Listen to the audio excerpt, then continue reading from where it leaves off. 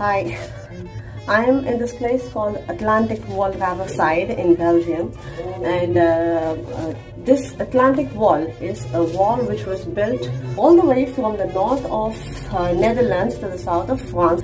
So this is a part of the Atlantic Wall which is there in Belgium. It is mostly in ruins. So whatever is there, this is a bunker, this is a tunnel that goes between two bunkers. There is a bunker that side, there's a bunker this side. So this was built by the Germans to look into the sea. They had telescopes, they had cannons, they looked into the sea to have a view on what are the submarines that are coming, and if needed to bomb a submarine. So why is this place important for you and me Indians? Here's the thing. A major portion of the British Army was in fact Indians. I have already made quite a few videos about that.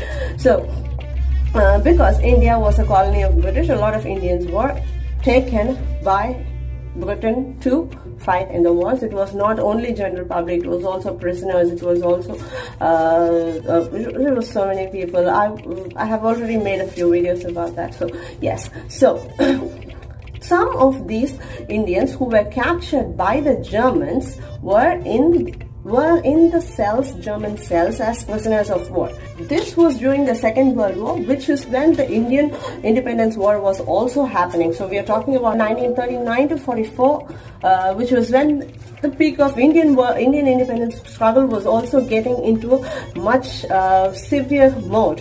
For the non-Indians there, we got our independence in 1947. So under Subhas Chandra Bose, the Indian Legion was also being formed. Thus the Indian National Army was being formed, and the Indian Legion was a part of the Indian National Army. At that point of time, Subhas Chandra Bose met with the prisoners of war who were caught, the Indian prisoners of war who were caught by Germans in the prisons of Germany.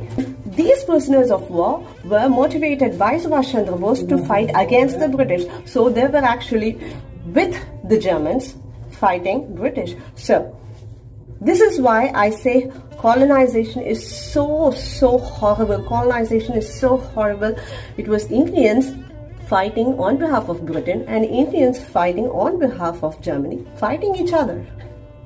What? This is why colonization is such a misery.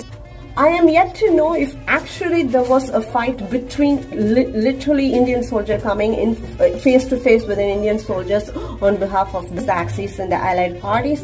But yes, Indian soldiers were fighting on behalf of Britain and Indian soldiers were fighting on behalf of Germany. And this particular Atlantic Wall was all the way from Texel, the very north of Netherlands, Texel, and Indians were stationed there in Texel, guarding the Atlantic Wall.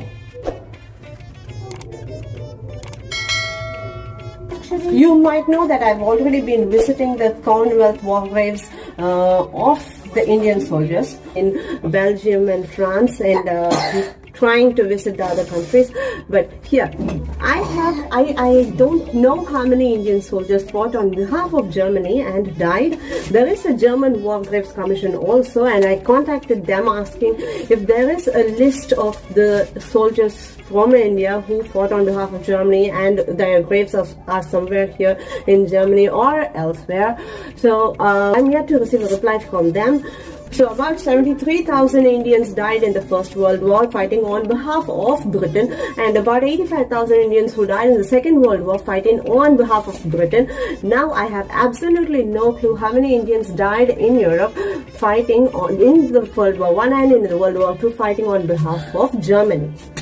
No clue. The number keeps increasing. The number of Indians who died in Europe because of colonization keeps increasing.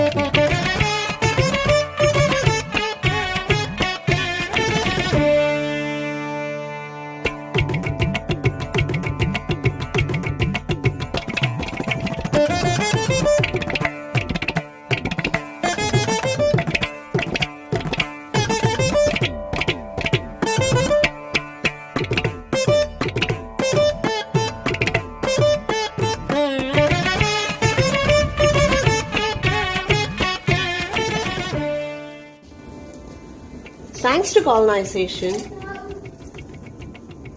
because the Germans and British fought with each other, and the Axis and the Allies fought with each other, Indians fought Indians. Indians were standing against Indians.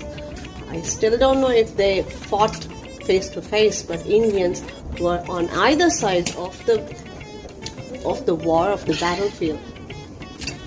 And millions died.